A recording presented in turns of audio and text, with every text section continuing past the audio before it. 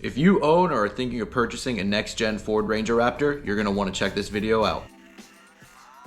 Yo, what's going on everyone? Welcome back. My name's Will. This is the With Me YouTube channel. Quick sales pitch like always. If you get to the end of this video, you enjoyed it, you found it helpful, you like this type of content, think about hitting that subscribe button right down below. Totally free to subscribe, just sends you a quick notification whenever I'm posting some new content out there. But if you don't want to subscribe, that's cool. A like is always really appreciated as well. Now with that out of the way, let's get into today's video. In today's video, we're going to touch on all the major recalls and service bulletins affecting the new 2024 and up Ford Ranger Raptor. So if you own one of these, you're thinking about picking one up for yourself, or you're just curious about the new Raptor on the block, this is going to be the video for y'all to check out. It's never fun getting these things in the mail. Safety recall notice from Ford, and I'd be lying if I said this was my first one. I've received them for my Bronco, I've received them for my Mustang, and now I'm receiving them for my Ranger Raptor as well. People love to poke fun at Ford for being the recall king, and I totally get it. I don't like recalls. I want my brand new vehicle that I roll off the showroom floor to be in absolute perfect condition. But the truth of the matter is, most things in life aren't perfect. They're always going to come with minor things here and there. But in today's video, like I said, I'm going to list them all out, and I'm going to let you guys be the deciding factor if the Ranger Raptor is just going through some growing pains being a brand new platform, or is this kind of just quality control issues from Ford and just a giant flop in general. The Ranger Raptor made its presence known in the US in 2024. At the time of this video, we are halfway through 2026, so it's roughly been on the roads here for about 2 years. Now, it has received quite a few recalls in that short amount of time.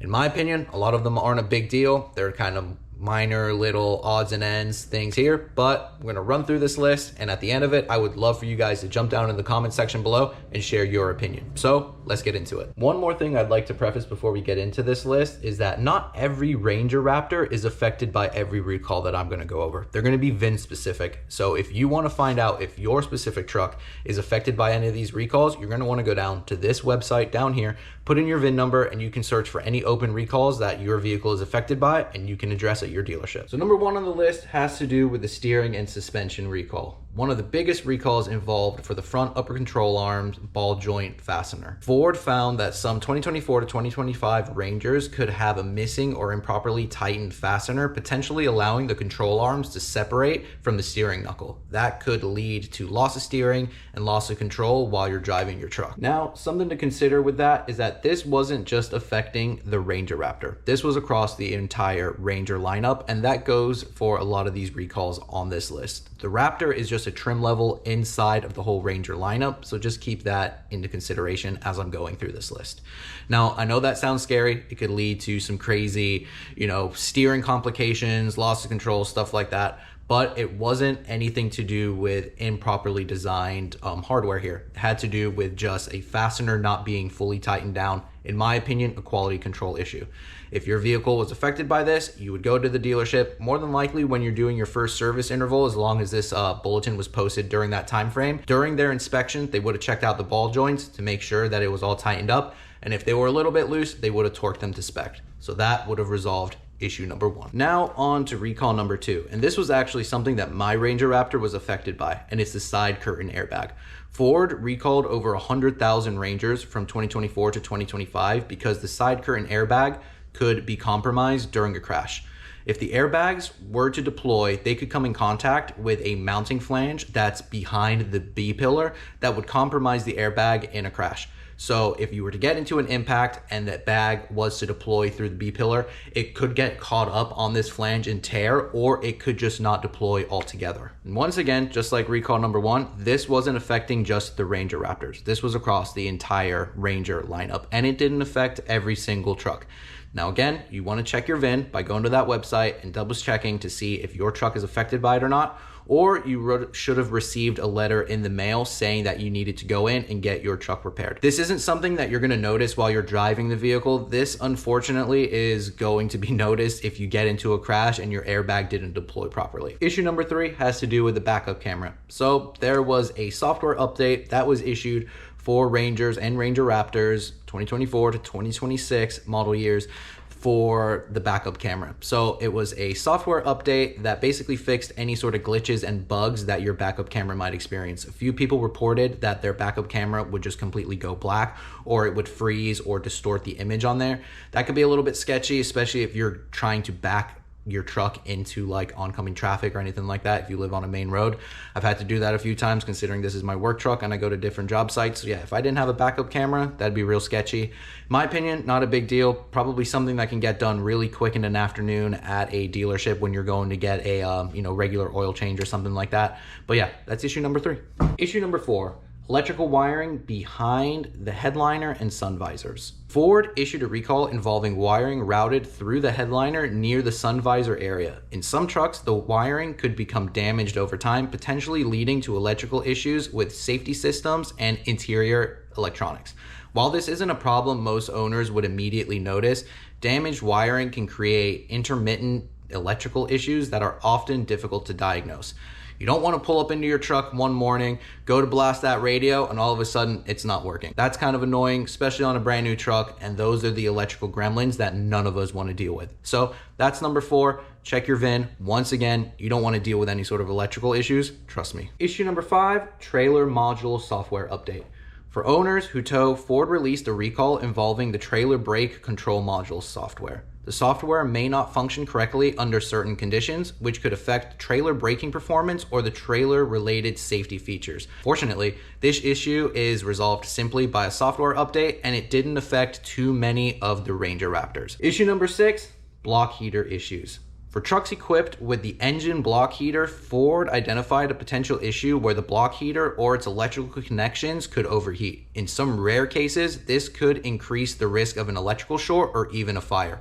The recall primarily affected owners in colder climates who regularly use the block heater during winter months to warm up their truck before they'd hit the road. So if you live in a colder climate and you have the heater block on your Ranger, I don't know if the Ranger Raptors even have an option for the heater block. I believe they do, but if you're one of those owners, check to make sure that your truck's heater block is in good shape, and if it's not, go get that software update. Now for the most recent safety recall notice, and the one that this actual letter is addressing, has to do with the front bolt for the front seats. So Ford stated that some of the seats or some of the bolts in the driver or passenger seat may actually be loose.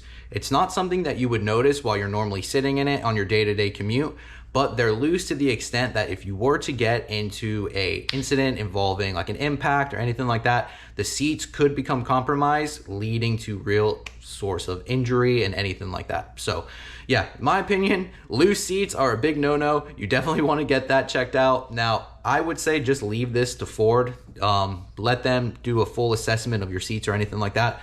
And this is just my 2 cents here, especially because there's a lot of complaints for the front seats having like real wrinkled fabric or anything like that. So if you're trying to like wrap that into like any sort of warranty work, now I'm not saying I'm going to do that, but I have seen a few people on the Facebook group saying that they're actually going in under warranty to have their seat covers replaced because they're really wrinkly. This could be a good opportunity to try and use that as a little bit of leverage here, saying that the seats were improperly installed and, just a little bit of ammunition for you guys there. But yeah, loose seats, big no-no. You want to make sure you get that checked out. I actually had a service a few days ago after I received that, and they double checked to make sure that all of my seats were nice and fastened, and they definitely were. So that's the last on the list. Now I know what you're thinking. The Ranger Raptor must be a big pile of shit, right? It's only been out for a few years and we've had so many recalls like this. And honestly, it's fair for you to think that. But in my opinion, I think these are just growing pains for the Ranger Raptor. It's a new product for the US. I know they've been out in, Asia and Australia and stuff like that, but these are built in the US. And I'm not going to say that US built is horrible, but it's not what it used to be. I think these things are obviously mass produced, but they're produced on a very quick scale. So you are always going to run into sort of like quality control issues and stuff like that. Now, I'm not, giving Ford any leeway or any grace here. You should be pumping out a near perfect product. But in my opinion, these are very, very small issues. A lot of these issues can be resolved in a few hours with either a software update, an inspection, or just torquing things down to spec and making sure everything's in good shape. I absolutely love my Ranger Raptor. I've had this thing for just about a year at this point, close to 30,000 miles. Been driving this thing not like a princess. I've been ragging on this thing, off-roading it, jumping it, all the things that you should be doing with a Raptor. I've been doing it with mine. Now, granted, I'm in South Florida. It's not like I'm in the desert here going on like the Baja 1000 or anything, but I've definitely been putting this thing through its paces, and it's performed near flawlessly in my opinion. The very, very few minor issues that I've had, I like to call first world problems, just kind of like infotainment glitches, stuff like that. But I've had that across all my Fords, so it's nothing new for me with the Ranger Raptor. Now, like I've said in the video, I have had a few of these recalls addressed on my trucks, and they were all done really quick, really simply. Wasn't a big deal.